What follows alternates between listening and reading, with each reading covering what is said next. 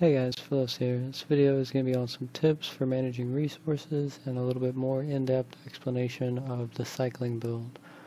I'm sure most people are going to be familiar with what I'm going to cover in the video, but I've had a lot of requests for something more in-depth on the build as far as the mechanics and the gameplay.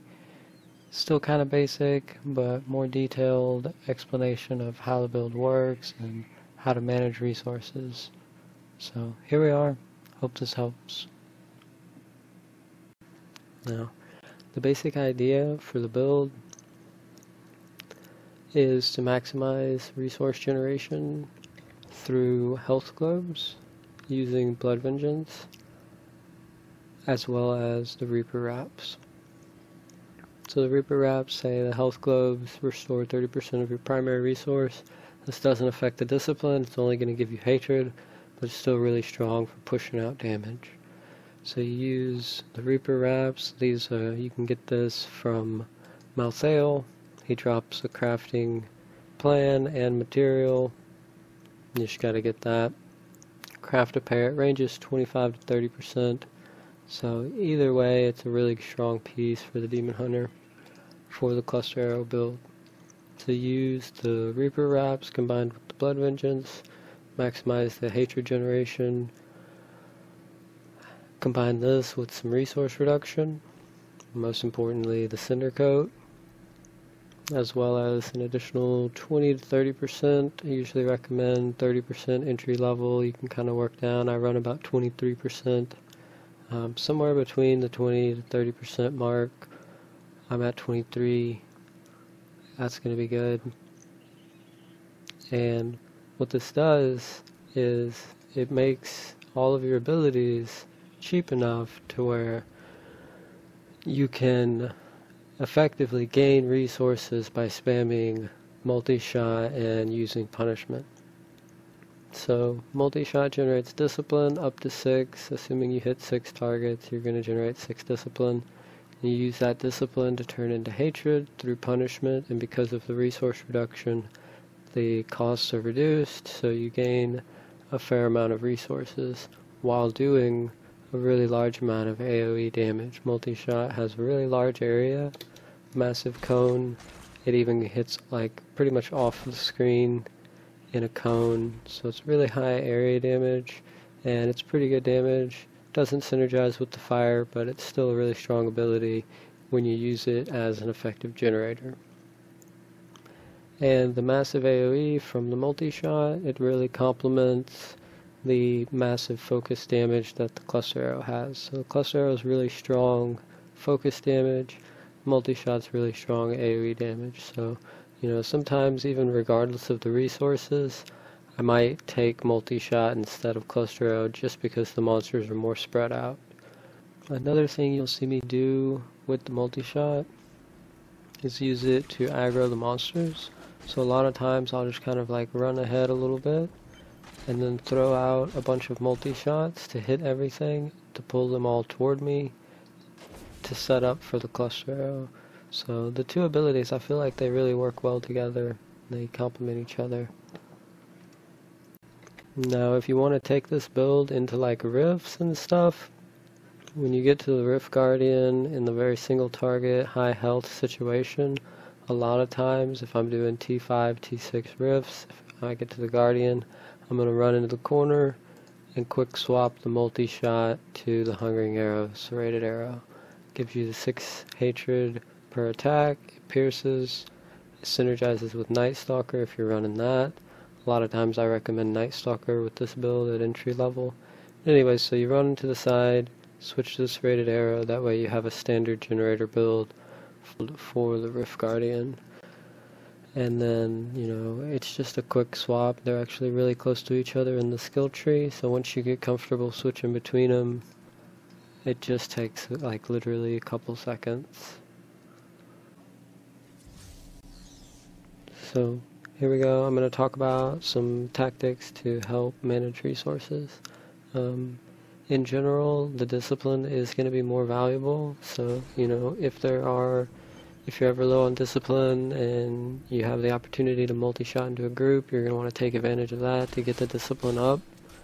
The discipline generates a lot slower than hatred, and with the Reaper Wraps Blood Vengeance combination, you don't get as much discipline from the health globes. So the health globes give a ton of hatred, but only a little bit of discipline.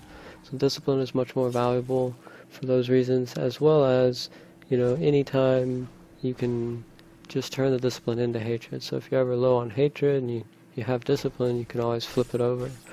The discipline is harder to come by because it's generated situationally, and you get it a lot less.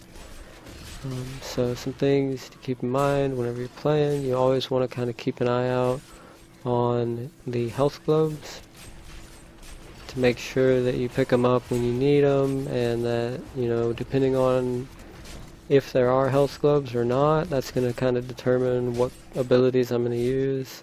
Right now, I'm going to use the last bit of my discipline for hatred to start the cycle with multi-shot into a big group. Spam the multi-shot, cast a few punishments, and then you're back and you're good on resources. And then you maintain the cluster arrow spam. Now you can see the health globes are starting to drop, so I'm going to start, scooping those up to deal more damage. And for most of the time, you only really want to pick up one health globe. Assuming you're running Blood Vengeance and the Reaper Wraps, you're going to get about 80 hatred or so, 75 to 80 hatred from those health globes. So anytime you pick up 2 or 3 at a time, you're wasting potential resources. So after vaulting a lot, you can see I'm low on discipline, so I'm going to spam some multi-shots to generate discipline. By the time I'm low on hatred, I have full discipline, and I can turn the discipline into hatred to cast Cluster Arrow.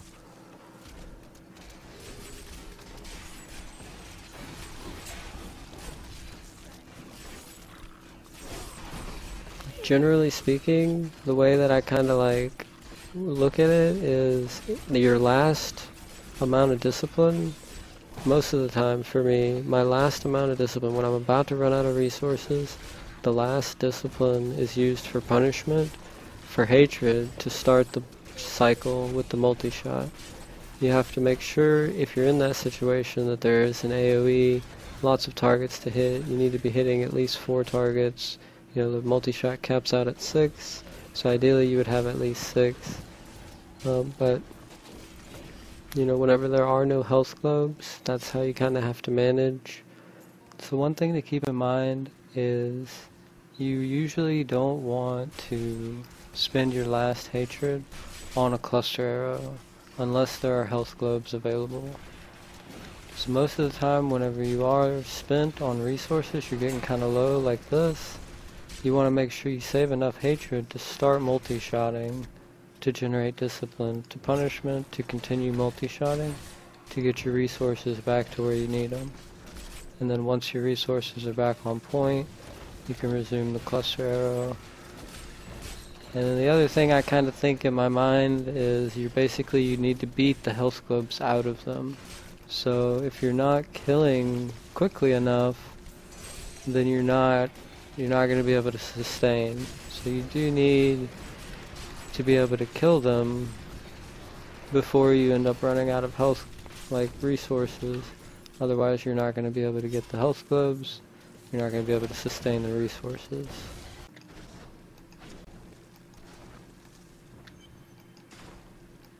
Something else to keep in mind whenever you're elite hunting, after you kill the elite, there's usually a lot of health globes everywhere, so you can,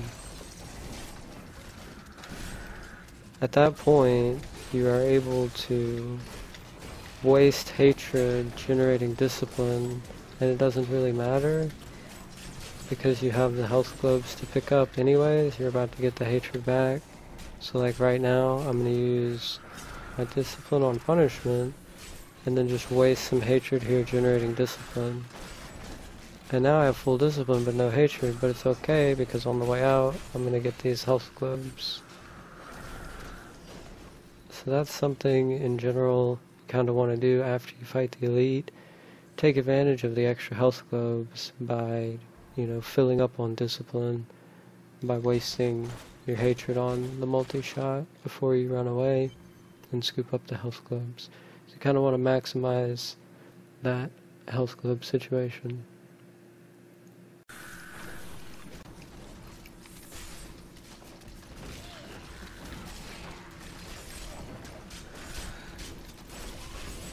And another thing you can do, when you don't have anything going on, use the companion active, get that extra hatred, and then that might be enough to beat the health clubs out of them. Or it might be just enough to start the multi-shot cycle over again. So there are some techniques and some strategies that are going to help. The key to making the build flow is going to be, awareness of your resources, your cooldown, and effective timing of health club pickups, and utilizing monster density for resource generation. These things are all going to add up once you get some experience, some practice.